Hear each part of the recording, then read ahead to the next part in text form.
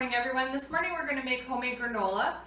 The first ingredient is mixed nuts, 3 cups of those. You're going to put 2.5 cups into your either food processor or your blender. Blender on ice chop works just fine. So that's going to go in here. If you get fine particles and stuff, that's just fine too. It all just helps to bind everything together as it cooks. So that was 2.5 cups that you've blended up into various sizes and crumbs into a large bowl. The other 1/2 cup you can just add in as full-size nuts. They're just kind of handy for snacks and to make sure that you're getting the protein that you need. Next we're going to add in 3/4 cup of dried fruit. I've used cranberries and cherries chopped up. So in they go into our mixture. Just kind of give them a little bit of a stir. They'll get coated with the pieces of the nuts that have broken up in the fine particles to help them stay separated as well.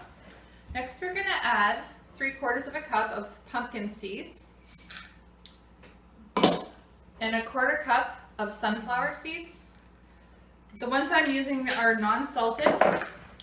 We don't need the extra sodium. We get enough of that in our diet as it is. So just give them a good mix. And then we're going to add 1 1/4 cup of unsweetened coconut. You can use whatever coconut you like, shredded or grated, or there's different ones that you can use. I like the shredded because it's a little bit bigger. So give that a good mix.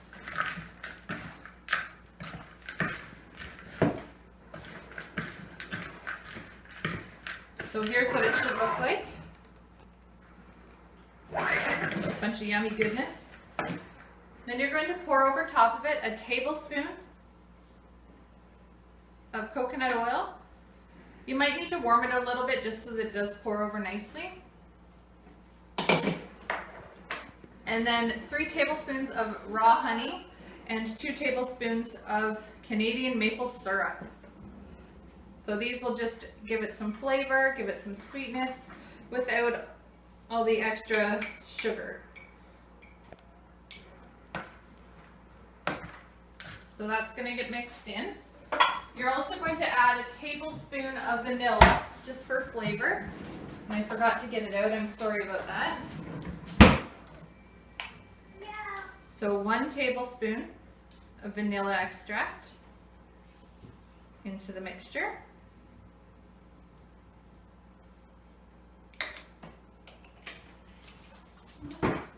And then you're going to mix it up.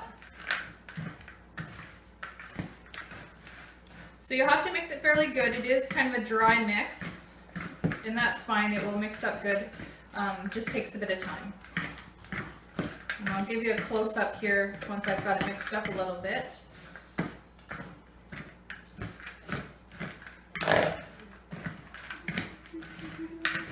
So as you can see, I'll bring it around here. It does start to look moist and wet, which is what you want. Whoops, I'm dropping it on the floor. And as you can see, there's the different sizes of the nuts and the coconut and everything in there.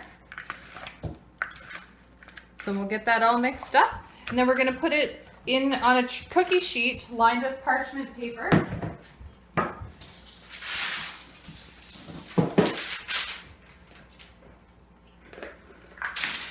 And just spread it out as well as you can, just so it kind of cooks nicely.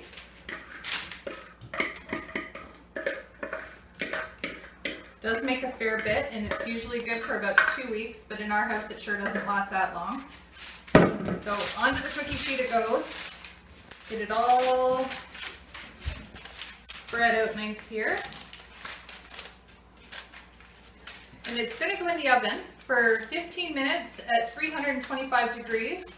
After the first 15 minutes, you're going to bring it out, stir it all up. It's going to start getting golden, and then you're going to put it back in for another 15 minutes. You really have to watch it on the last 15-minute run because it is very susceptible to burning, and you really don't want to have it burn. I've done it before and it tastes awful. So here it goes. It's going to go into the oven for 15 minutes. and we'll check on it then. Okay, so our mixture has been in the oven for 15 minutes. Here's what it looks like now, if you want to pop it. So we're just going to give it a good stir. You'll see the moisture when you stir it on the parchment there with the coconut oil, maple syrup, and the honey, and the vanilla. But yeah, we'll just give it a great stir. And then we'll even it all back out on the pan, and we'll put it back in the oven for another 15 minutes. This is the 15 minutes that you really want to keep a close eye on it to make sure that it doesn't start to burn. It's going to go golden brown, but it's not going to get burned. All right, so back in the oven it goes, and we'll check on it again in 15 minutes. Okay, so our mixture has been in the oven again for another 15 minutes, and it's nice and golden brown and toasted. So we'll bring it out, and we're gonna give it a mix first. Sorry, I should have left my oven mitt on. So we'll mix it up. You can see the bit of a lighter stuff underneath, but that's just fine. It'll all get mixed in nice.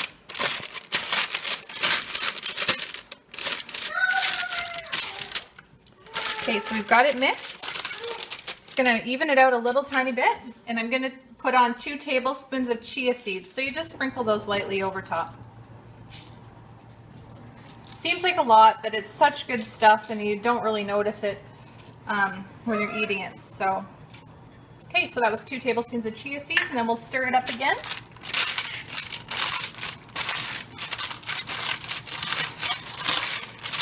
And then once we've got it all stirred up, we're going to let it sit here to cool. So we'll fan it back out so that it can cool off nice and evenly. You're welcome to nibble at it while it is warm. It's good then too. So I'm going to just even it back out here, and we'll let it cool. Once it's cooled, you can store it in airtight containers for up to 2 weeks.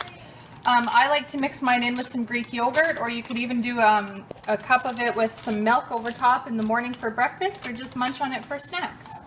And that's about it. There's the homemade granola. Thank you.